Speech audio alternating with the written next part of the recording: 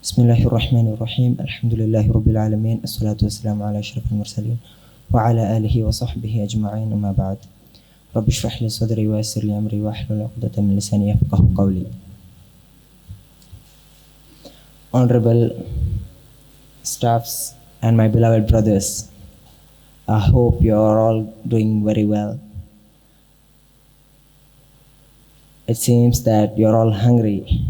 It's already afternoon now, but I want your attention. Just bear me for another 15 minutes and we'll wind up with this session, inshallah. So, my topic is deconstructing hegemonic narratives on Islam. As we know that we live in a world where our religion, Islam, is straightly targeted and trying to be destroyed because there are many reasons. We'll understand a few of them and wind up this session, inshallah. So let me begin. Firstly, I would like to say that this is not a defensive speech. I'm not defending this religion, but I am deconstructing the system that spreads fake and propagandalist narratives against this religion. So in the beginning, we need to understand what is hegemonic narratives. When we hear the word hegemony, it is like a build-up word. Let's just simply understand the word hegemony as like invisible power. Just understand it as invisible power, okay? And we'll move on. You know, why is Islam, a religion, is seen with suspicion? Because it is framed and portrayed like that. You know, I would like to, there's no PPT here, but I'll read out the data for you. In the last year, the gambling industry profited 554 billions in dollars. This just happened in last year. And in the alcohol industry, 1.6 trillion in dollars in 2023. Apart from these two sectors, there are more like film industry, there are more like pornography and modeling, many other things. And what's the common thing between all these is that our religion, Islam, prohibits this. For the people in power, as people wearing suits, they can't make business. So the problem is not like terrorism or extremism of Islam. The problem is something like ideological. It is economic, because they can't make profit when Islam is growing very much. We already know that Islam is the fastest growing religion today. And on the other hand, Islamic finance is growing. Recently, it reached 161 billion in dollars, and by 2030, it is projected to reach 413 billions in dollars. So the shift we can see, which is benefiting, which is not benefiting those people in power, the people wearing suits.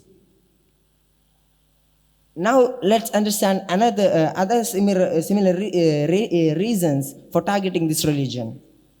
As I mentioned, it is geopolitics and resources, the control of land, resource, and power. We have enough examples in front of us. Just look at Libya, Iraq, Somalia, Afghanistan, such countries.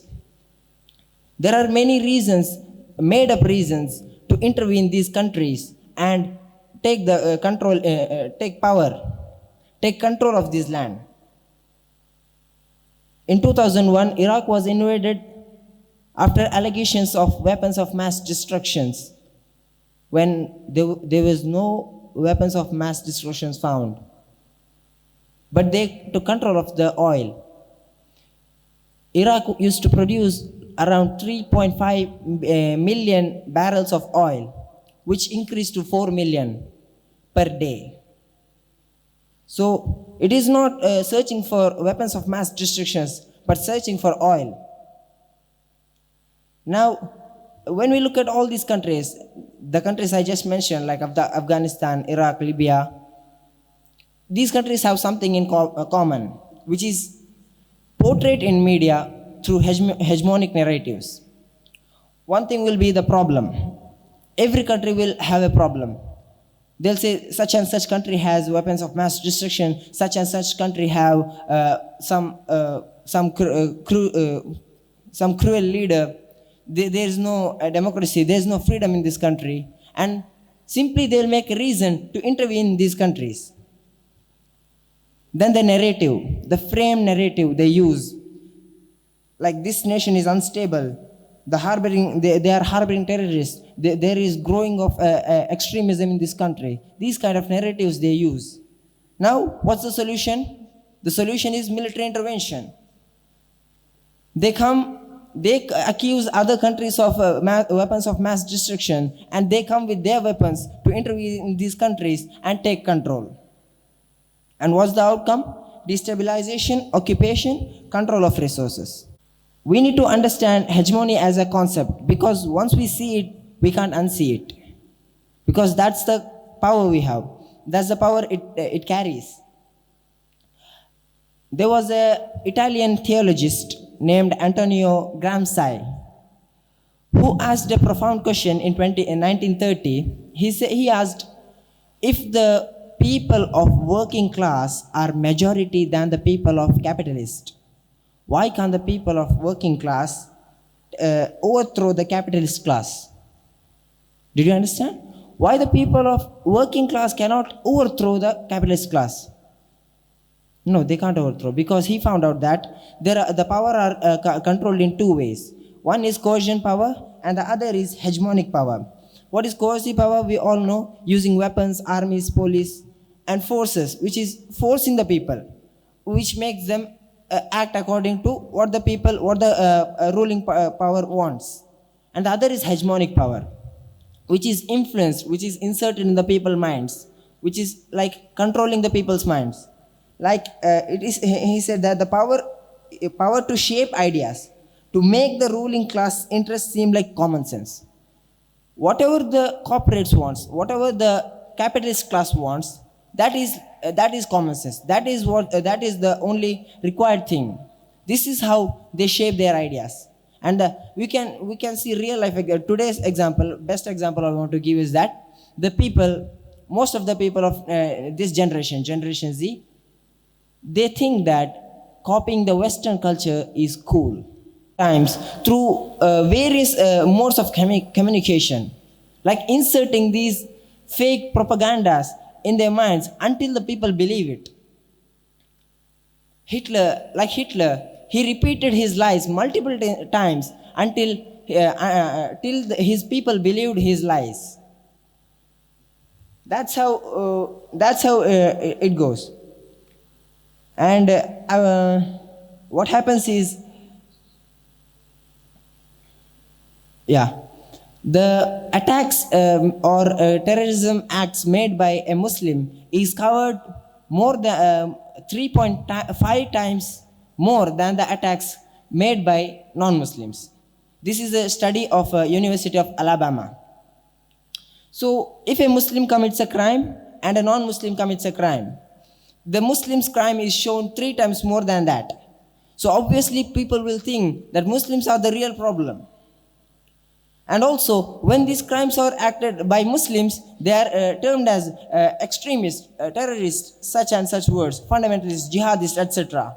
And when in the same case, if it's a non-Muslim, they say something mental issues, some isolated person, definitely not belonging to any religion.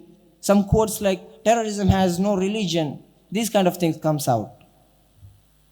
That's how the media frames their words and deliver it to the people. I can give you some examples. In 2015, San Bernardino shooting by a Muslim couple covered for 183 continuous days. And in the same year, a massacre by Andreas Breivik, a Christian extremist, was barely covered for a month, just 29 days. So we can see the difference. Half a year and barely a month. So covering these acts of crimes puts in the minds of the people that the threat is the people of this religion, Islam. In 2011, Norway massacre by Andres in mass shootings by white Americans, they are often described as mental health issues, not as act of terrorism, not as extremism, not as jihadism, anything like that. Now, this is not an opinion. This is measurable, quantifiable bias in news production. And what happens? The people end up believing that this religion is the real threat to the world. Now, the linguistic framing. One of the Dutch linguists named Tien van Dijk, he asked that how is power maintained through language? He found out that words are never neutral. Every word selected before delivering it to the people carries a purpose. As I mentioned before, terming jihadist, extremist, and terrorist, such words instead of using words like mental health issues based on the religion of the one committing the crime. When a Muslim, and this is the problem. Now, journalist Mehdi Hassan, you might be knowing him. His argument called the burden of proof, it says that why when a Muslim does an act of terror, the question is asked, what does Islam has to say about this? But the same question is not asked when a Christian does that or a non-Muslim does that. What does the Christianity has to say about this? No one asks that, because the people's mind have already fit that. People already are into the believing that it is right to question these Muslims because their crimes are very common. And not asking these non-Muslims is not a big problem. That's how their mind is fixed. That's how these hegemonic narratives frame their mindset. Now, the visual framing, not just the words, not just the propagandas, but also visual effects. Let me start with an example how visual effects are used. Imagine you are looking outside a window from inside a building, inside a tall building, okay? Only you can see the frame of the window, only the landscape through the window you can see. You can't see the whole landscape. So that's how they frame. They'll only decide what they want to show. They pair the visual things they want to show through media, through TV news reports, with the words and with the actions, with the news reporting of the crimes committed by Muslims. Let me break it down for you. They pair these two things, like they show minarets, they show hijab, they show man with a beard. They may show any signs of Muslims with the report of news when they are reporting crimes. Even if the crime is made by a non-Muslim. Even if they are reporting a crime of non-Muslim, in the background you can see some signs of Muslims like mosque, like people wearing hijab and all. And what happens is, and the result is, when some people see these signs of Muslims like beard and hijab, they ultimately think about terrorism. And when they are only talked about, when they only listen about terrorism or something very dangerous, they ultimately think of things like these signs of Muslims like hijab. So these two are connected. So that's how visual effects are paired with the framed words. Now, why it's more powerful? Because it bypasses our critical thinking. That's the main problem. That's the idea of manipulating people.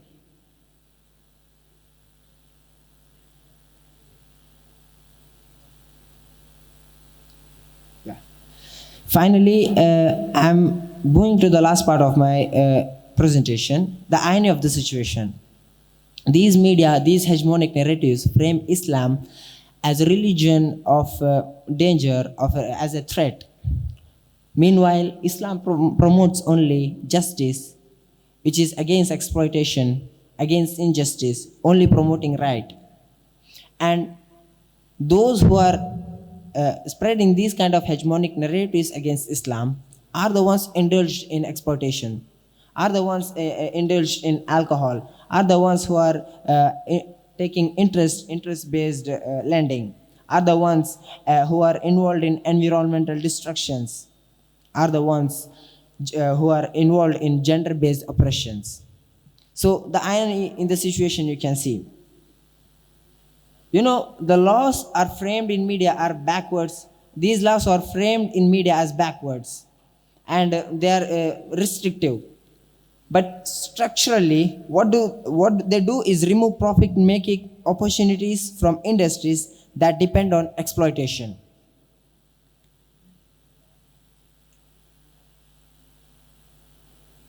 So finally, before conclusion, how do we counter these kind of problems we face? I'd like to list very few things. The first one is self-representation. As Muslims, we should be the one who represent our religion, not these people in power, not these capitalists or corporates. So we are the one representing our religion. So we need to be aware of that. Firstly, ourselves. Then we need to be aware of the social media literacy. We should the main thing is education. We should know what the media is sharing. Are they sharing true facts? What are they covering? What are they not covering? And what are the words? How are their words framed while delivering it to the people? And accountability. We should also make sure if these narratives made by the media or or any other sources are seriously true and fact based or not.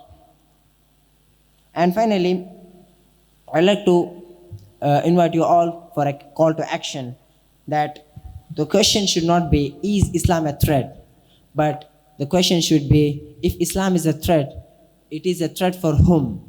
It is a threat for those who make profit by using means of activities which Islam prohibits.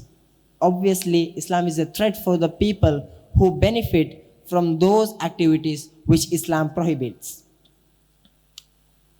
And why are the ones controlling the narrative? Why are the ones controlling the narrative have problem with the Islam? And that's the answer I mentioned, because they are not getting enough profits because Islam prohibits all of this. Islam is actually not a threat to humanity. It is a threat to a global system that values over people. The global system that values profit over people. Meanwhile, Islam values people over profit. That's the difference. Because these systems, they keep selling 1 billion, a system that keeps 1 billion people in extreme poverty while 1% owns the 50% of global economy. They destroy the planet to extract maximum profit. They use debt as a mechanism of control. They sell addiction as lifestyle. While Islam goes against all of these. For 1,400 years, this has been the case. And for the last 30 years especially, this threat has been magnified, weaponized, and distributed through media narratives. And finally, Islam is not a threat to anyone. وآخر دعوانا أن الحمد لله رب العالمين والسلام عليكم ورحمة الله.